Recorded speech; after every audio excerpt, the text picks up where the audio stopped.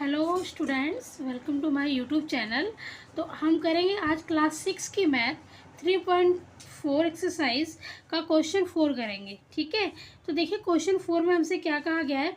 100 से छोटी ऐसी सभी संख्याएं लिखिए जो 3 और 4 के सार्वगुणज हैं। ठीक है, तो सार्वगुणज है तो देखिए क्या करेंगे हम। 3 और जो 4 ये सहभाज्य संख्या है, क्योंकि 4 के टेबल में 3 नहीं आता, 3 के टेबल में 4 नहीं आता। ठीक है, तो हम क्या करेंगे, इन दोनों को पहले गुणा कर देंगे तो 4 से कितना हो जाएगा, 12 हो जाएगा। अब 12 के हम सारे गुणज लिखेंगे। ठीक है, जो 100 से छोटी हो। तो 12 के गुणज हैं 12 एकम 12, 12 दूनी 24, 12 तिया 36, 12 चौका 48, 12 पंचे 60, 12 छीक 72, 12 सौ 84 और 12 अठे 96।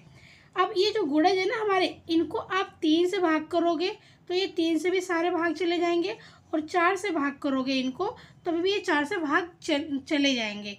तो ये अगर ये भाग चले जा रहे हैं तो ये समझ ले कि ये सहभाज्य संख्या है। ठीक है स्टूडेंट, तो देखिए अब हम करेंगे क्वेश्चन 5। अब क्वेश्चन 5 में हमसे क्या कहा गया है, निम्नलिखित में से कौन सी संख्याएं सहभाज्य है। तो सहभाज्य संख्याएं कौन सी होती है, ये तो आपको पता होगा कि जिन संख्याओं का सार्वगुणज अगर 1 आता है तो वह हमारी सहभाज्य संख्याएं होती हैं। तो हम इसमें क्या करेंगे, सबसे पहले 18 के गुणनफल हम निकालेंगे और 35 के गुणनफल निकालेंगे। ठीक है, फिर इन दोनों में जो कॉमन होगा वही हमारा सार्वगुणज होगा। ठीक है, तो देखिए हमने 18 के गुणनफल कैसे निकाले हैं, हमने एलसीएम लेके निकाला है।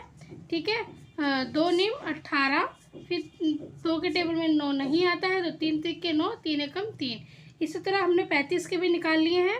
ठीक है, अब हमने यहाँ पर लिख दिया, सबसे पहले 1 लिखा, फिर 2, फिर 3 और फिर 2 तिये 6 और 3 तिक के 9। ठीक है, 2 तिये 6 और फिर 3 तिक के 9। तो ये हमारे इसके आगे गुणनफल। अब हमने 35 का लिख दिया है। अब हमने 35 का लिखा है, देखिए 1 5 7, पहले 1 हो गया, 5 हो गया, 7 हो गया और फिर 5 7 35। ठीक है, अब इन दोनों में हमें कॉमन ढूंढना है। तो देखिए एक इसमें भी तो हमने सर्कल लगा लिया। 2 इसमें है, इसमें नहीं है, 3 इसमें है, इसमें नहीं है, 6 इसमें है, इसमें नहीं है, 9 इसमें है, इसमें नहीं है, 35 इसमें है तो इसमें नहीं है। ठीक है, तो इन दोनों का जो सार्वगुणज है ना कॉमन इन दोनों में, वो 1 है। ठीक है, तो 18 और 35 ये हमारी सहअभाज्य संख्या है। तो अब हमारा क्वेश्चन है 5वें का बी। अब हम ये करेंगे, 5वें का बी हमारे पास 2 संख्या है 15 और 37। ठीक है, अब हमें ये देखना है कि ये सहभाज्य संख्या है या नहीं है।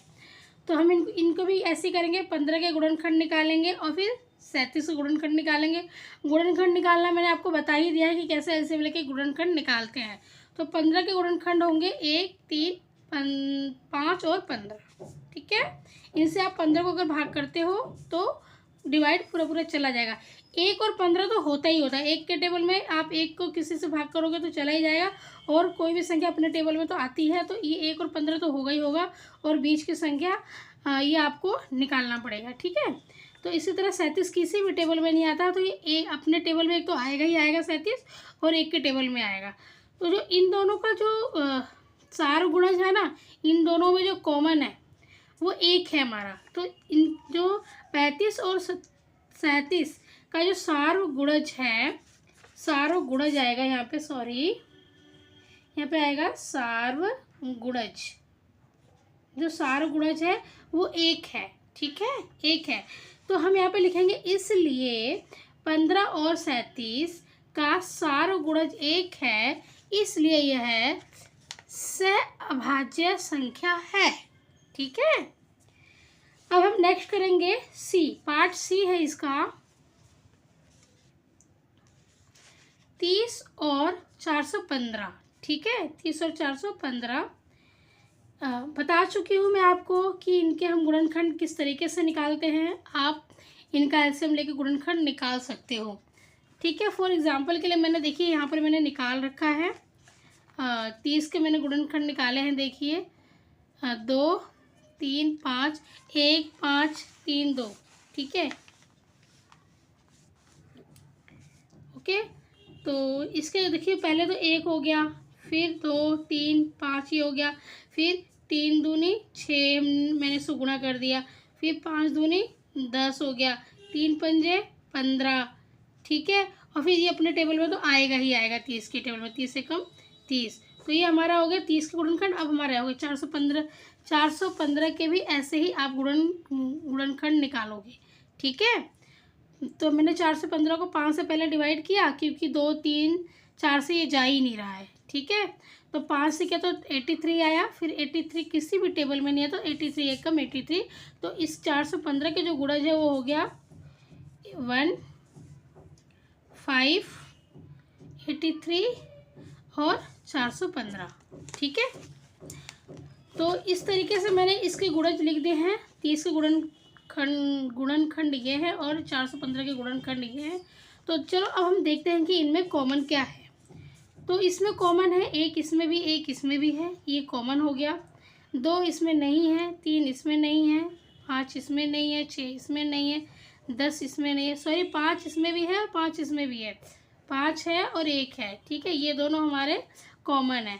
6 इसमें नहीं है, 10 नहीं है, 15 नहीं है, 30 नहीं है, और 415 इसमें है तो इसमें नहीं है, 83 इसमें है तो इसमें नहीं है। तो हमारा जो 30 और 415 का जो सार गुणज है ना हमारा, वो है 1 और 5। 1 और 5 इनका सार गुणज है। तो हम यहाँ पे लिखेंगे, इसलिए 30 और 415 का सार गुणज 1 और 5 है, अतः यह सहभाज्य संख्या नहीं है। क्यों नहीं है?